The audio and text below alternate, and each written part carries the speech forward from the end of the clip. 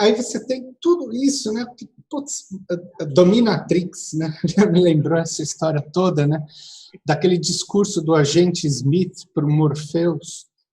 Sim! Vocês se lembram Bárbaro. isso? Que acho que é um dos grandes pontos do Matrix, né? Do Matrix, que ele diz assim, não existe maior semelhança na natureza aos humanos do que um vírus, né?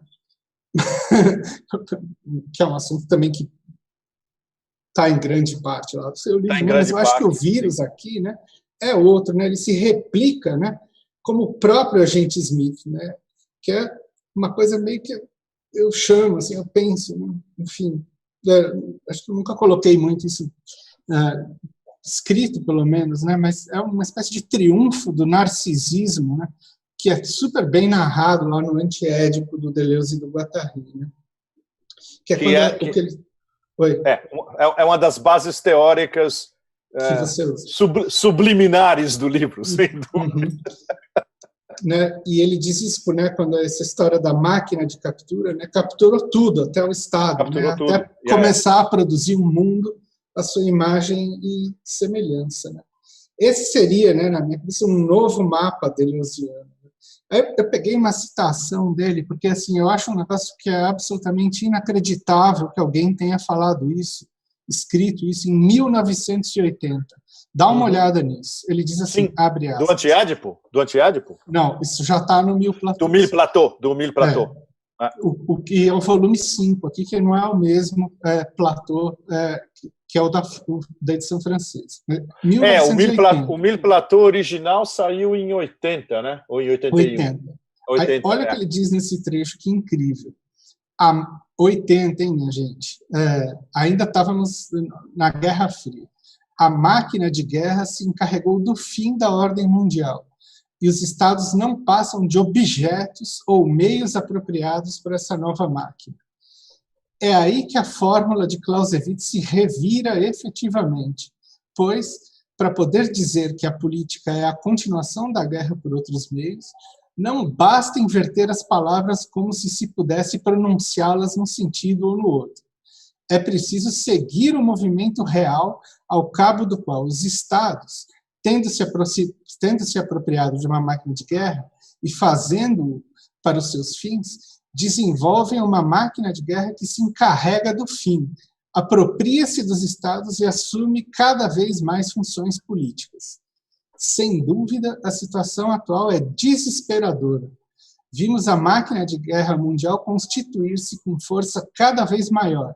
Como num relato de ficção científica, nós a vimos estabelecer como objetivo uma paz talvez ainda mais terrífica que a morte fascista. Nós a vimos manter ou suscitar as mais terríveis guerras locais como parte dela mesma. Nós a vimos fixar um novo tipo de inimigo, que já não era outro Estado, nem um outro regime, mas um inimigo qualquer. Eu acho assim, extraordinário. Há 4 décadas ele já tinha dito isso. Eu acho que se tem uma citação que pega o espírito do seu livro, brilhante. É essa. Né? Talvez seja a nova realidade, né? Algo bem maior. Não, é isso. E combinando com o Paul Virilio, né? Eu acho que durante o livro tem umas citações paralelas ou subterrâneas do Paul Virilio, que foi o primeiro, na mesma época do Deleuze e Guattari, que já estava qualificando esse crossover tecnológico e de segurança, né? Tem uma citação dele que é extraordinária: no futuro, os aeroportos, as prisões e os hospitais vão ser exatamente iguais, que é o que a gente está vivendo agora. Verdade. Ele falava isso nos anos 80! E aquela coisa incrível, né, que ele tem no Velocidade Política, né, da história que ele vai mostrando, basta, para acontecer um acidente com um novo avião, basta construí-lo. Isso é absolutamente inacreditável. Inacreditável. E como ele faz a conexão entre tempo, velocidade e a coisa da máquina de guerra, né? Da máquina de guerra, exatamente. Ou seja, você junta o Deleuze, Guattari e o Virilio, há 4 décadas atrás, você tem o que está rolando hoje. Pois é, né? E o que eu achei incrível, né? que o teu livro deixa muito claro, né, é que é isso que a maior parte das pessoas não está entendendo, Pepe Romos.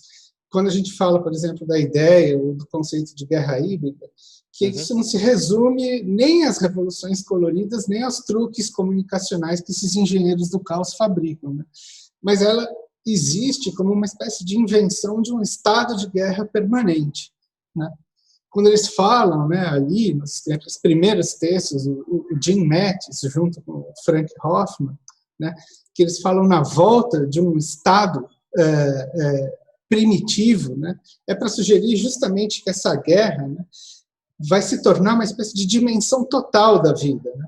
Ela agora vai estar presente desde a batalha, a grande batalha, o cenário geopolítico, esses navios se deslocando e tal, enfim, a coisa séria, né? Mas também na nossa subjetividade, nos nossos pensamentos, que estão o tempo inteiro sendo posicionados para fazer parte de um conflito que a gente sequer entende, e que eu acho que o teu livro é uma chave para a gente entender qual é, enfim, qual é o tabuleiro que a gente está na frente. É um livro para entender a regra, não é um livro só para entender qual é a jogada, né?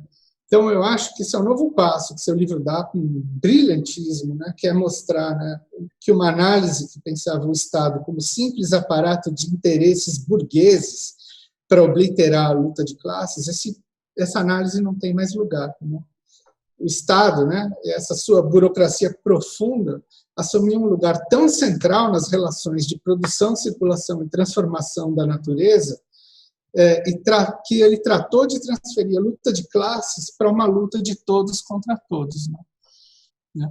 Ou seja, quando a gente volta ao Foucault, né, que, como ele bem diz lá no Nascimento da Biopolítica, né, não tem mais uma ação sobre os jogadores no jogo, mas sobre as regras do jogo, né?